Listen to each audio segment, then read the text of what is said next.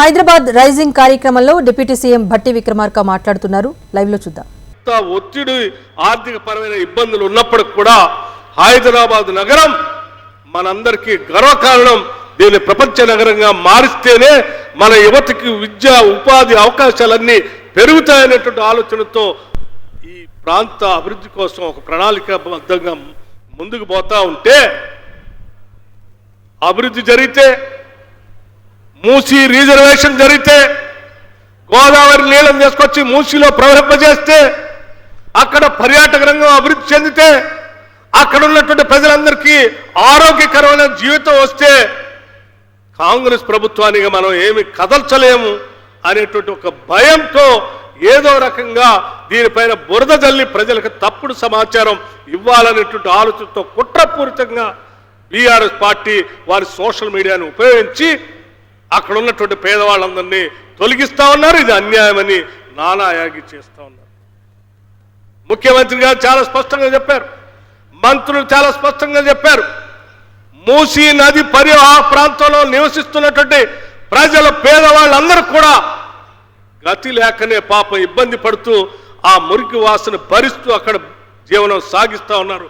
వాళ్ళకు కూడా మనం మంచి జీవితం ఇవ్వాలి అనేటువంటి ఆలోచనతో అక్కడ అభివృద్ధి చేసి అక్కడ పట్టాలు ఉన్నా పట్టాలు లేకపోయినా పేదవాళ్ళు పొరపాటున మూసీ నదిలో గుడిసెలేసుకొని బతుకుతుంటే కూడా వాళ్ళని కూడా లెక్కగట్టి అభివృద్ధి చేసిన మూసీ పరివాహక ప్రాంతంలోనే అందమైన టవర్లు కట్టి ఆరోగ్యకరమైన వాతావరణంలో వాళ్ళకి అక్కడే ఇల్లు ఇస్తామని చెప్పి పదే పదే చెప్పి వారి వ్యాపార వృద్ధి కోసం పిల్లల చదువు కోసం వాళ్ళ మహిళల అభివృద్ధి కోసం కావాలనంటే అవసరమైతే వడ్డీ లేని రుణాలు కూడా ఇచ్చి ఆ మహిళల అభివృద్ధి కోసం బాగు చేస్తామని చెప్పి ప్రభుత్వం పదే పదే చెప్తా ఉంటే వాళ్ళు కూడా బాగుపడకూడదు. ఆ పేదవాళ్ళు అట్లాగే ఉండాలి, వాళ్ళ ఇల్లు లేకుండానే ఉండాలి, ఆరోగ్యకరమైన జీవితం వాళ్ళకు వద్దు, మురికి కోపంలోనే ఉండాలి, వాళ్ళు అట్లుంటేనే బాగుంటుంది అనేటువంటి ఒక కుట్రపూరితమైన ఆలోచనతో BRS party Bharatiya Janata party కావాలని బురద జల్లే కార్యక్రమం చేస్తూ ఉన్నారు.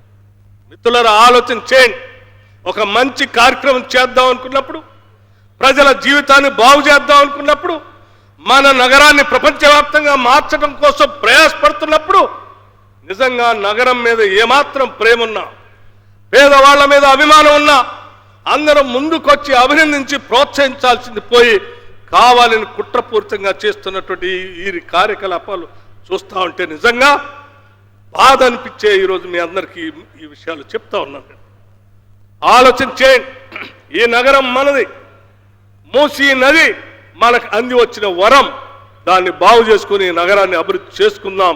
దానికోసం ఎంత ప్రయాసం ఖర్చైనా ఎంత ధనం ఖర్చైనా ఖర్చు పెట్టడానికి వెనకాడకుండా ఈ ప్రభుత్వం ముందుకు పోతుందనేటువంటి ఆలోచనని, ఇది ప్రజల కోసమే నగరం కోసమే చేస్తున్నటువంటి అంశాన్ని ప్రజల దృష్టికి తీసుకొని రావాల్సింది కూడా నేను మీ అందరికీ విజ్ఞప్తి చేస్తూ ఉన్నాను. వారు ఈ చేసే కార్యకలాపాలని అడ్డగిస్తూ వాళ్ళు ఇబ్బంది పడుతున్నారు కదా ప్రజలంటే, ముఖ్యమంత్రి గారు ఒక మాట అన్నారు, ఆ బాధపడుతున్నటువంటి ప్రజల బాధని ఒక్కసారి గమనిస్తే మీరెవరు ఈ రకంగా మాట్లాడరని. తౌదినమ్మ అని ఒక ఆయన బయలుదేరి, నేను ఆడ పడుకుంటా 24 గంటలు ఒక రోజు అని.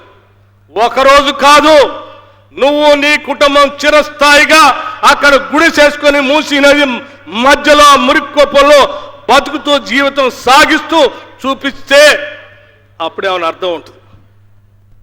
ఒక్కరోజు కావాలని అక్కడ పోయి పడుకొని నేను పడుకున్నాను మిగతా వాళ్ళంతా అక్కడే ఉండండి అని చెప్తే మళ్ళీ పోయి నువ్వు విలాసవంతమైన ప్యాలెస్లో బతుకుతూ వాళ్ళు ఆడే ఉండవని చెప్పడం కరెక్ట్ కాదు.